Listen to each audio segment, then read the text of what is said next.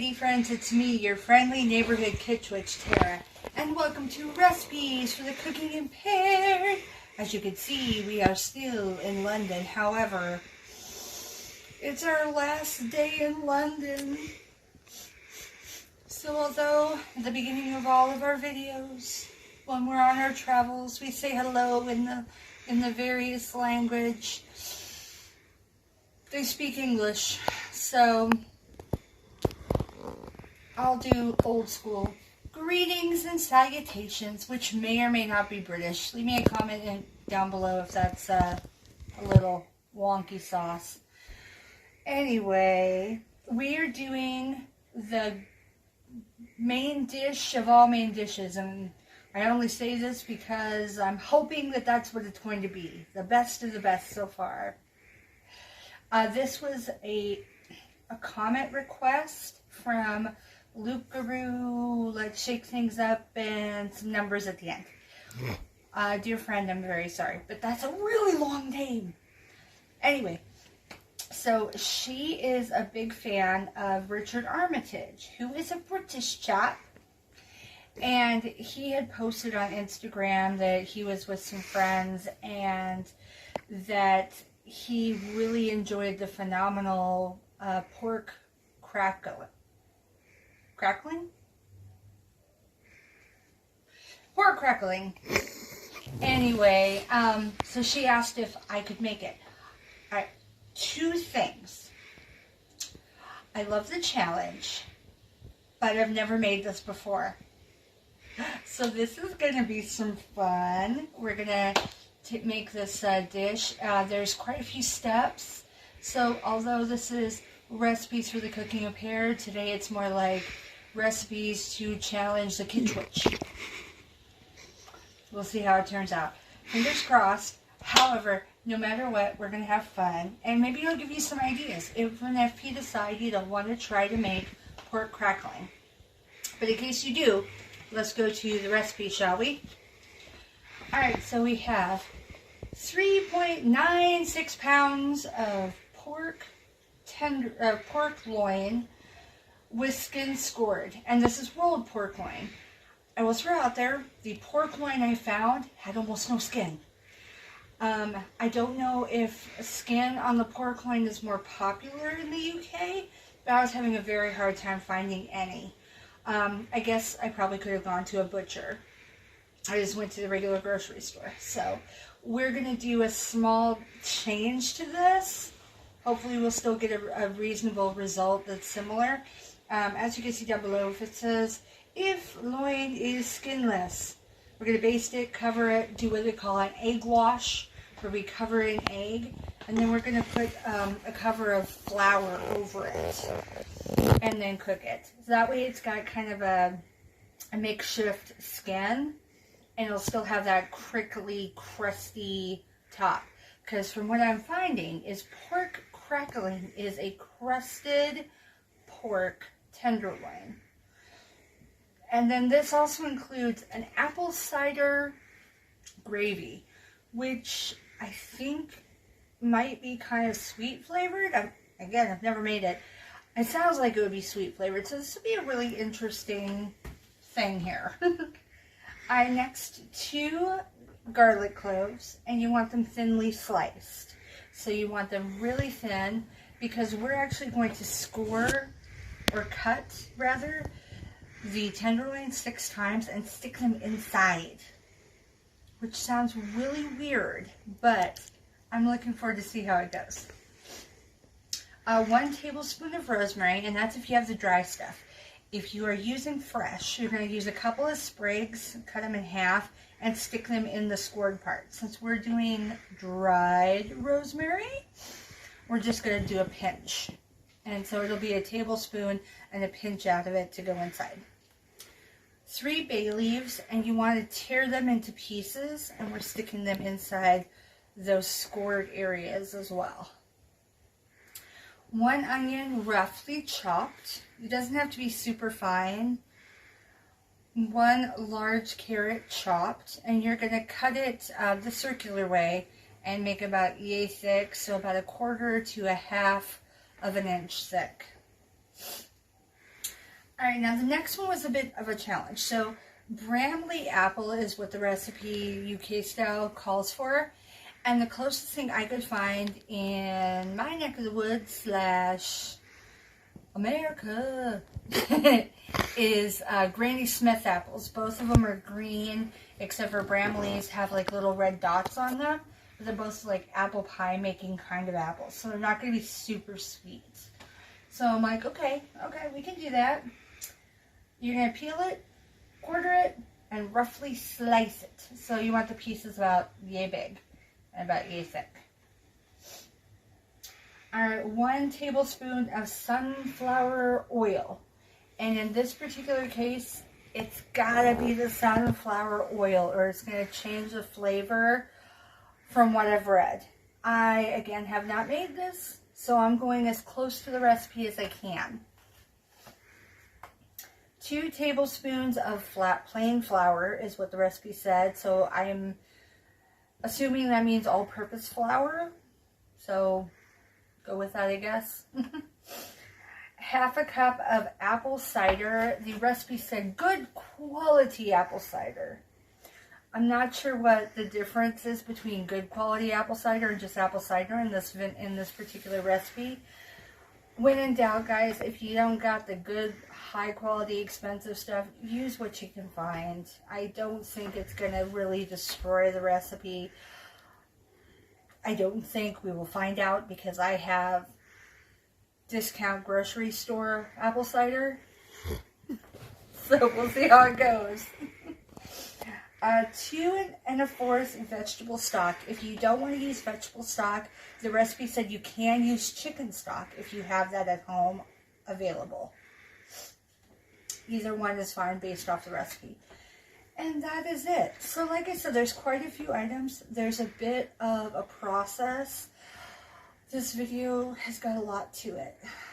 But you know what? I am confident that it's going to be good. I am hoping it's going to be good. So now for my metric fans, because I know that you guys were worried I'd forget you. How can I forget you? This recipe originally came out in metric. I had to change it into imperial. See how much I love you guys? Alright, here we go. Do do do do do do do do do do do do do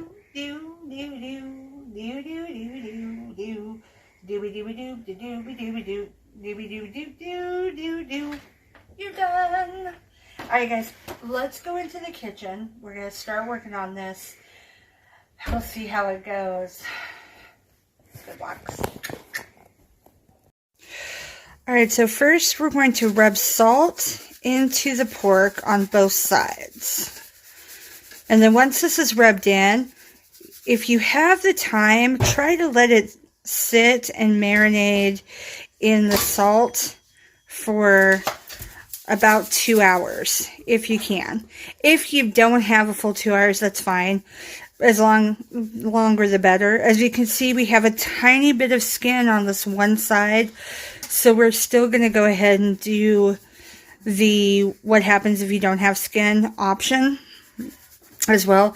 Alright, that's probably good on the salt. And then you just massage it in as if you were massaging somebody's back.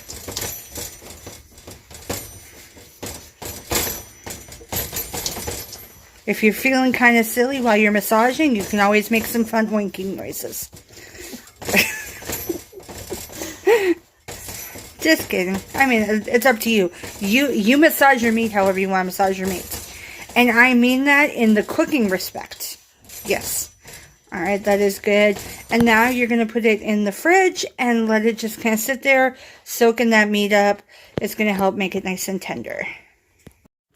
Okay, so our meat has already been setting in the salt.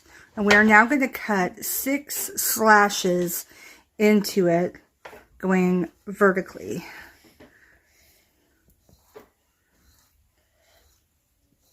Wonderful.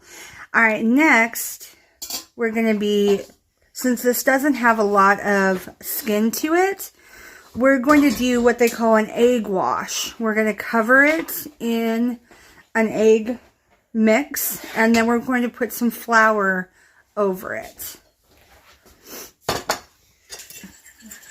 So we've already mixed the egg. And we're going to do this on both sides.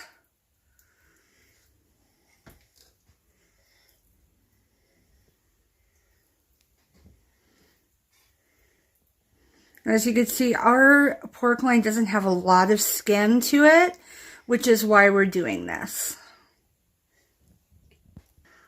Alright, so put a little flour in the pan. We're only going to put a little bit on. It doesn't have to be covered entirely. I mean, well, it has to be covered, but only lightly. Just there we go. Little dusting. This will kind of give us a fake sort of skin for the pork to crackle with.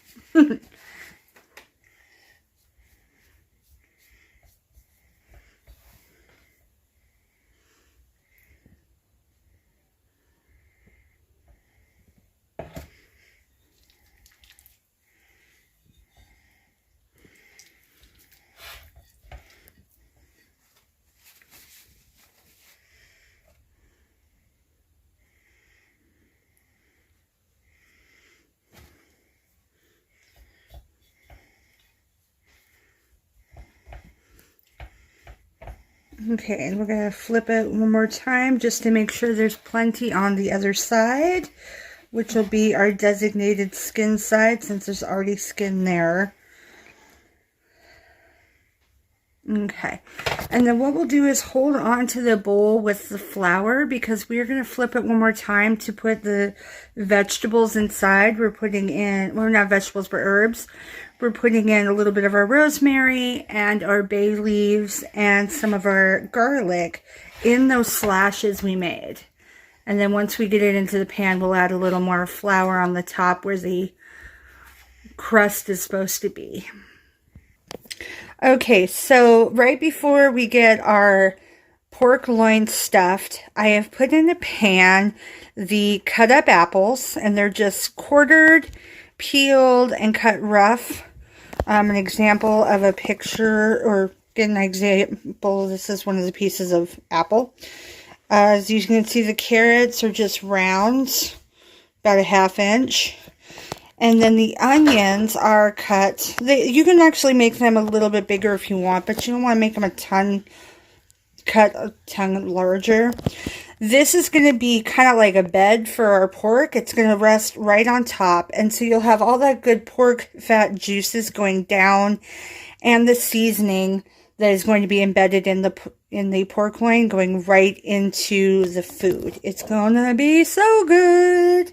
All right, now let's get some... let's stuff the pork. Okay, so now we have it turned upside down so you have the parts with the holes that we cut. We're going to be putting a little bit of bay leaves in each of the holes. And the bay leaves have just been coarsely cut. And then also adding in a pinch of our rosemary. If you want to do fresh rosemary, that is totally fine. What you'll do is a part of a sprig inside. Oh, I almost forgot. And in each hole, we have to put in a few thinly sliced pieces of garlic. This is actually going to be at the bottom of our meat. Once we put it into the pan, it's going to be put upside down. So this will be at the bottom. So I know this is like really gushy-wushy, but that's okay. It is totally fine. Our hands wash. Hands wash. Yeah. Hands wash. There's a song for you. Yeah. I've had people in the past tell me they like when I sing on here. I don't know why, but they do. Or at least some people do.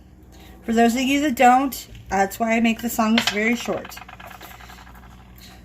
To protect the ears. Alright, so we got the bay leaves in that one. Couple pieces of garlic.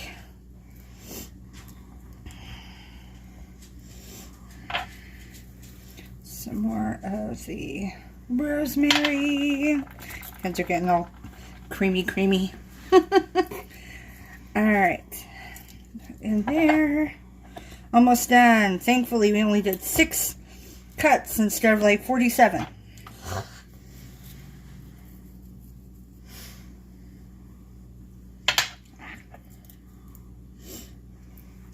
Okay, the bay leaves. That sounds so gooey. It is very gooey sounding, but that's okay. And it's okay here because it's all there's the last one. Once you have it all squished up like this, it's kind of hard to tell where things are. I put a tiny bit more in the first couple. There we go. The last of our bay leaves. And maybe one more in here. There we go.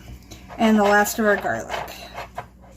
This is why we want the garlic to be nice and thinly sliced, because it's going inside. Alright, so I'm going to wash up my fingers, and then we're going to put it on top of our bed of vegetables with the apple. Alright guys, so now I'm going to bring the pork loin over. This is the part that we've added all of our vegetable and seasoning in. We're going to clip it over here. And as you can see, there's still a few spots where some of the flour has come off. So we're just going to sprinkle a little more flour on there.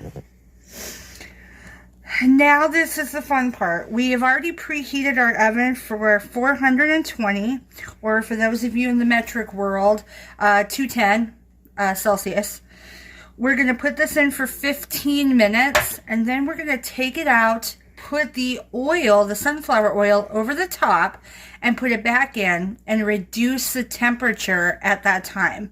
And then it will finish cooking for an hour and a half. So I'm going to go ahead and wash my hands one more time, and we will get this puppy in the oven. Alright, so we have our extra flour on the top to help with the crusting. We're going to put this in the oven for 410, or for you Celsius fans, 210. And we're going to cook this for 15 minutes. And then after that, we'll take it out, we'll lower the heat, and we're going to put the oil, the sunflower oil, over the top. Alright, so here we go. As you can see, my oven has no light, but that's okay. Alright, we'll see you in 15. Okay, so this has been in for the 15 minutes. I'm going to take it out. As you can see, it's already starting to cook. Not real hardcore yet, and that's fine.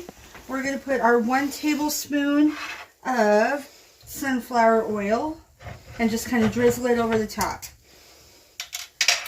As soon as I open it, I haven't even used this one yet. This is brand spanking new just for you guys. And for those of us who are eating it. Hee hee hee. Alright, so we're going to just drizzle some on. Drizzle, drizzle. Now, sunflower oil is really awesome for high heat, which we were using. But this time, though, we were actually going to turn down the heat. Turn down the what? The heat. So we're turning it down to 160 Celsius, or for those of you in the imperial system, 320. So we're going to come back up here. Off. Bake. And go in 320. There we go. So it'll still be super... Thank you, oven. It'll still be super hot at the very beginning, but then it'll cool down. And we are going to actually keep this in for now an hour and a half. So it can finish baking down. Once we take it out this last time, we're going to be taking some of the drippings. We're going to be making our apple cider gravy. Yum! This will be going over the top. So, see you guys soon. Okay guys, so as you can see, it's in the process. It's obviously not done. But in the far left corner, the onions are starting to get super dark.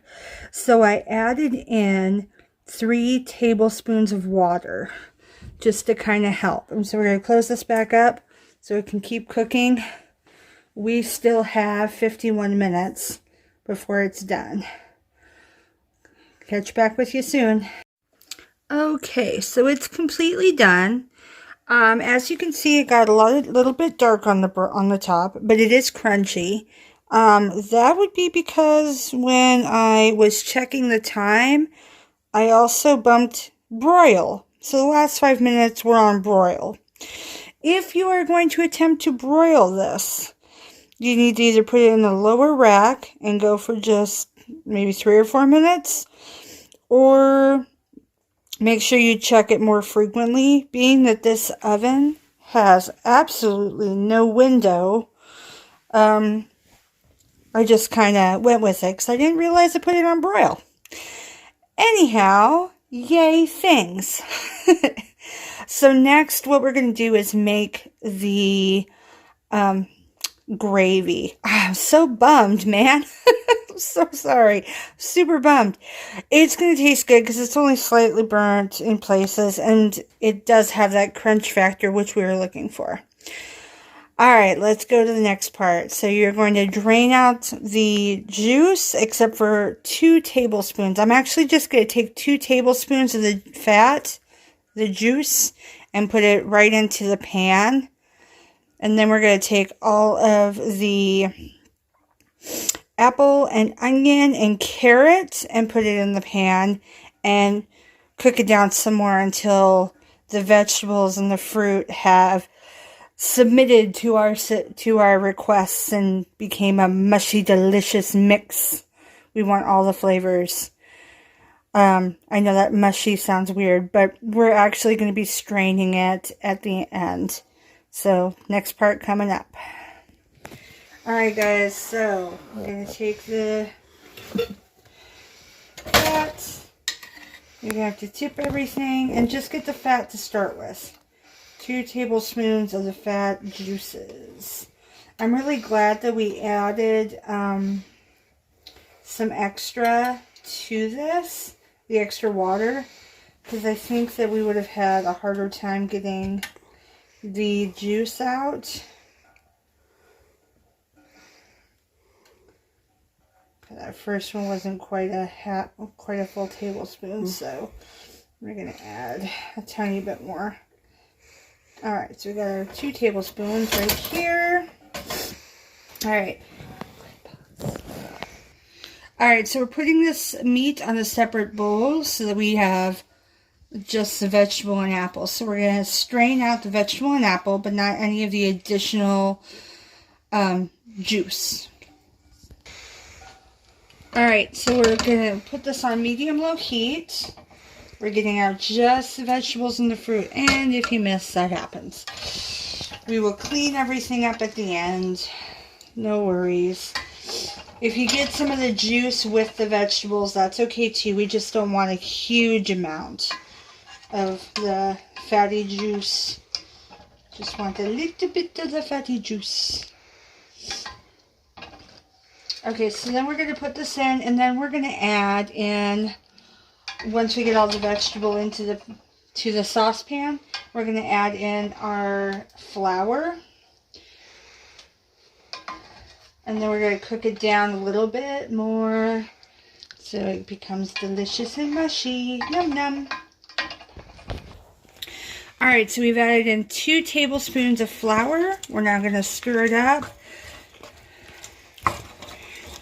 And this is on medium-high heat, or medium-low heat.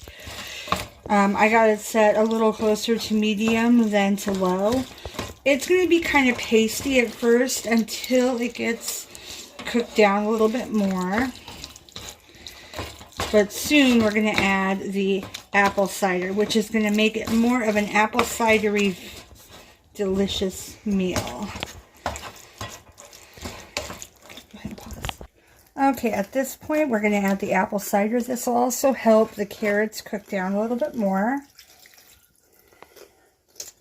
About 1/2 cup. And we're going to let this boil. So I'm going to move this now to regular medium. We want it to boil, but we want it to do it at a slowish rate because we don't want to really kill the vegetables. We want them to cook down, but we want to preserve the flavors.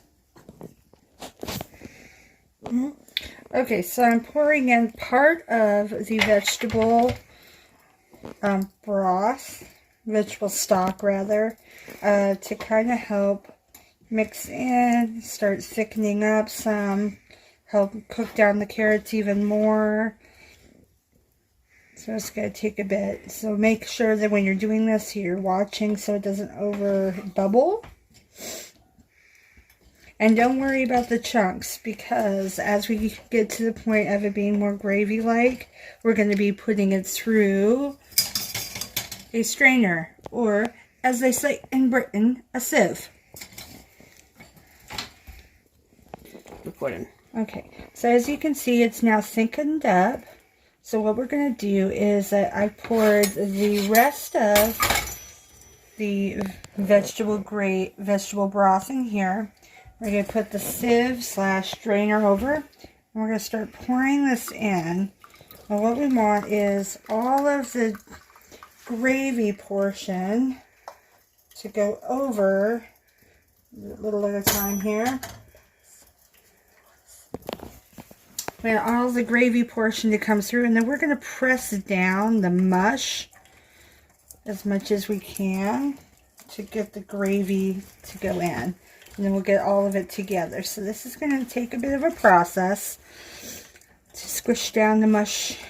But you're going to do that with the whole saucepan. And then once that is done, as you can see, the gravy is already going in. We're going to stir in, and then we'll add some salt and pepper to taste. Okay. Alright guys, so as you can see, I'm just getting the last of it off. This is about as much of the mash that I can squish into the pan. So we're going to go ahead and set this aside. We're going to let the gravy, which now looks more like gravy, going to let it kind of percolate a little. If for some reason this does not thicken up to your liking, because right now it's very thin, then what you can do is in a separate container, you can do half a tablespoon of cornstarch and cold water, and then mix it in. So we'll see how this goes first before we have to go to that tried and true hack, so to speak. Alright, so now the other option is when you do not have cornstarch, is to grab some flour. You're going to do about 3/4 of a tablespoon. Just put it in, stir it in careful. It's going to have some crunchies. You just kind of have to stir them out, squish them down until all of the lumps are gone. You also want to reduce your heat to low medium while you're working on this. So this will take some time, but it will help thicken it up.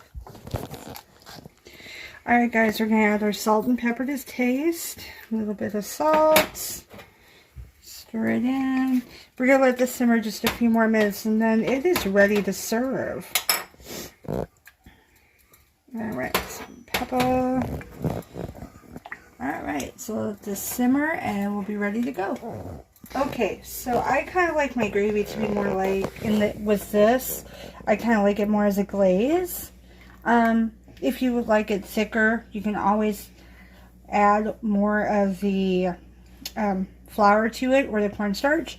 But I kind of feel like I'm going to like it more as a glaze in this particular case. So we cut the pork crackling. Let me take this one here. It's cooked really well all the way through. You got the crunchy top, which is how they like it. So it's a crunchy top as per the suggestion, and then you would pair it with whatever kind of vegetable you want. And you just put the gravy, in my case it's more of a gravy glaze over the top, and I'm ready to taste this. Alright guys, here we go. We are going to try the pork crackling, or rather, I'm going to try the pork crackling. First cut, the knife went through it really beautifully. It is moist.